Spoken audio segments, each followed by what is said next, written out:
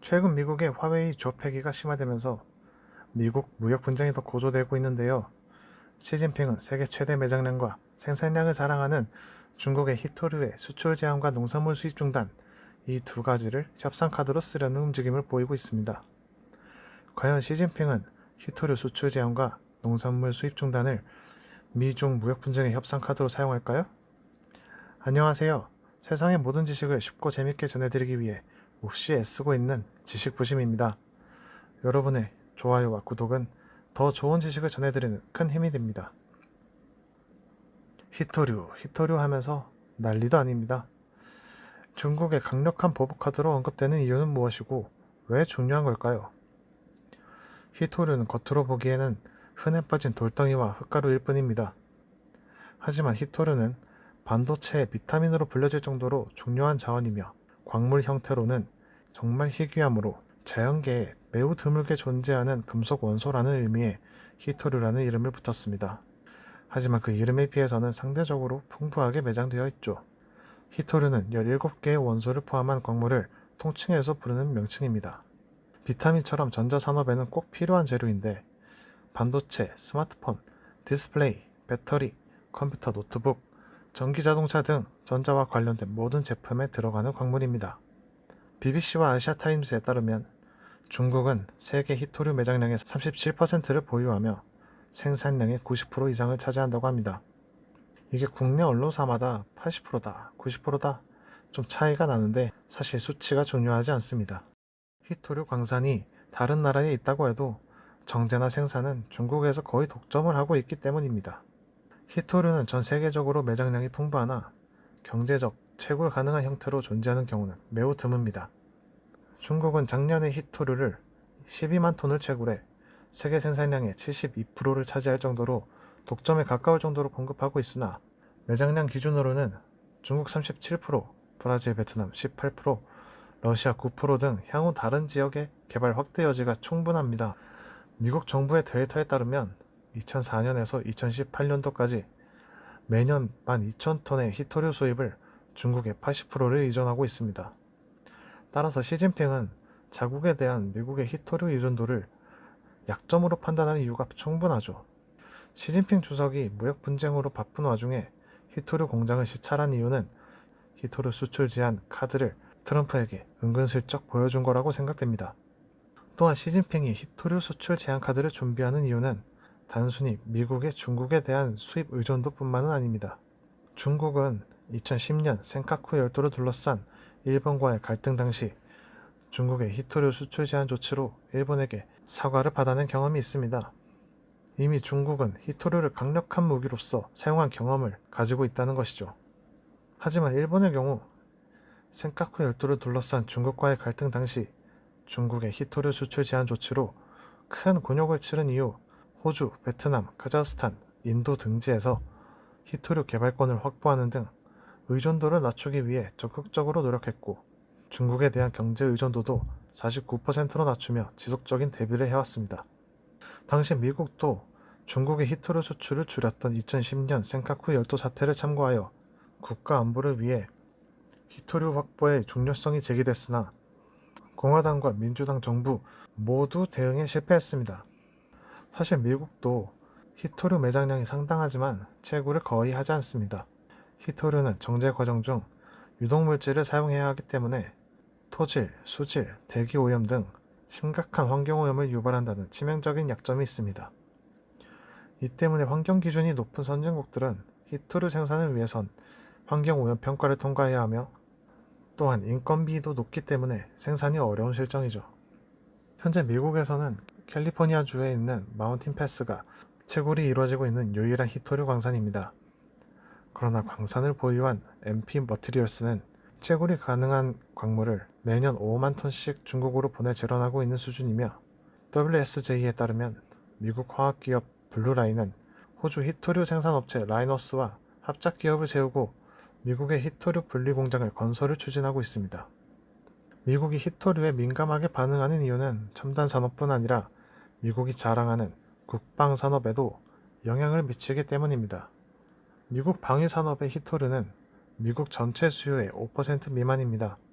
하지만 블룸버그 통신에 따르면 히토류 공급 차질로 영향을 받을 수 있는 미국 무기는 전투기부터 장갑차 유도미사일, 야간 투시경, 레이저 표적화 장치 등 광범위하다고 합니다. 또한 RETA는 항공기의 전기 시스템에서 전력 생산을 위해 사마륨 코발트 연구 자석을 사용해야 하기 때문에 이 연구 자석은 다른 무기에도 필수적이라고 밝히면서 히토류 공급을 꼭 확보해 달라고 국방부가 요구하고 있는 상황입니다. 한편 중국은 지난 1일 양국 간 인상된 관세 부과를 시작하며 격화되는 가운데 중국 공산당 기관지 인민일보의 대미 비난 보도가 3주째 계속되면서 추가적으로 미 농산물까지 수입 중단 카드로 꺼내고 있습니다. 그렇다면 과연 이 두 개의 카드가 트럼프 미국에게 충분한 타격을 줄 만한 카드인지 따져봐야 합니다. 세계 경제는 예전과 다르게 복잡하게 엮여 있는데 과거 30년 전에는 이란 원유를 봉쇄하면 국제 유가가 폭등하는 일이 발생하곤 했으나 현재는 그런 일이 발생하지 않습니다. 그 이유는 세계 가치 사슬 때문입니다. 기업이 제품 또는 서비스를 생산하기 위해 자본, 원재료, 노동력, 유통 등 자원을 결합하는 과정에서 나타나는 부가가치가 창출되는 것을 가치사슬이라 하는데 이 용어에 세계화의 개념을 결합한 용어가 세계가치사슬입니다. 따라서 단순하게 히토류 봉쇄 카드를 꺼내들면 어디서 어떻게 문제가 발생할지는 아무도 모르는 일이죠. 중국이 히토류를 막으면 일시적으로 미국의 반도체 업체, 국방산업에 타격을 가할 수 있습니다. 그러나 전 세계 노트북, 핸드폰, 전기차, TV 등 최대 생산국이자 최대 소비자인 중국이 히토류 수출을 제한하면 중국 자체도 문제가 발생하게 됩니다. 의외로 미국 반도체의 영향력이 상당하기 때문에 그 원료인 히토류를 제한한다면 중국의 IT 제품의 생산, 특히 중국이 열을 올리고 있는 전기차의 생산에도 큰 문제가 발생하게 되죠. 즉, 과거와 같이 단면적으로 판단하기 어렵기 때문에 쓰기 힘든 카드가 될 것입니다. 그렇다면 중국이 꺼내든 농산물 수입 중단 카드는 어떨까요? 호주, 프랑스, 아르헨티나, 브라질, 미국, 캐나다, 터키 이 6개 나라들이 식량 자급이 가능한 나라에 속합니다만 중국은 어떤가요? 중국은 개발도상국에서 농지를 사거나 임대하려는 노력을 아끼지 않고 있습니다. 즉 농장과 목장이 충분하지 않다는 뜻이죠. 또한 토지개혁으로 쌀, 밀과 같은 곡물 생산이 감소되고 수백만 명의 새로운 부유한 중산층이 생겨나면서 돼지고기, 쇠고기, 우유 등 유제품의 소비가 늘고 있습니다. 토지는 공장으로, 들판은 쓰레기나 화학물질로 토양을 적시며 농부들에까지 오염되었습니다. 중국은 수은이 포함된 쌀에서부터 멜라민이 첨가된 분유에 이르기까지 오염된 음식의 대표 국가가 되었죠. 중국은 토양 오염으로 인해 악화된 영토를 포함하여 국민 1인당 경작지가 약 0.2에이커에 불과합니다. 이마저도 중국은 남은 경작지의 약 20%가 오염된 것으로 알려져 있습니다. 중국의 농산물 수입 중단 카드는 트럼프의 다음 재선을 향한 지지율에 영향을 미치는 단기적인 카드로만 쓰일 수 있습니다. 트럼프의 지지 기반 중 하나인 팜벨트를 공격하여 트럼프의 지지 기반을 흔들어 보겠다는 것이죠. 하지만 중국은 내부에 치솟는 농산물 가격과 육류 소비의 감소로 불만을 가진 인민들의 목소리를 장기적으로 시진핑과 중국 당국이 견딜 수 있을까요? 중국 공산당은 중국 인민들을 배불리 먹여야 하는 의무를 가지고 있습니다. 따라서 시진핑에게 더 큰 타격이 될 가능성이 농후합니다. 즉 중국이 꺼낸 두 카드는 위험을 감수해야 하며 장기적으로 사용하기 어려운 카드라는 것이죠. 언론에서는 미중 무역전쟁으로 부릅니다만 무역전쟁이 본질이 아닙니다. 미국의 전략으로 보면 무역전쟁은 시비거리일 뿐입니다. 중국의 결정적인 아킬레스건을 잡기 위해 무역으로 시비를 걸고 기술을 봉쇄하고 있습니다. 핵심은 다른 결정적인 곳을 찌르려 하고 있습니다. 사실 미국과 중국의 싸움은 미국이 이기는 게임이 될 수밖에 없다는 것이죠. 그렇다면 이렇게 지속적인 압박을 통해서 미국이 원하는 것은 대체 무엇일까요? 미국이 바라보는 승리는 무엇일까요? 다음 시간에는 무역전쟁이 일어날 수밖에 없었던 이유와 무역전쟁으로 인해 미국이 원하는 것은 무엇인지 알아보도록 하겠습니다.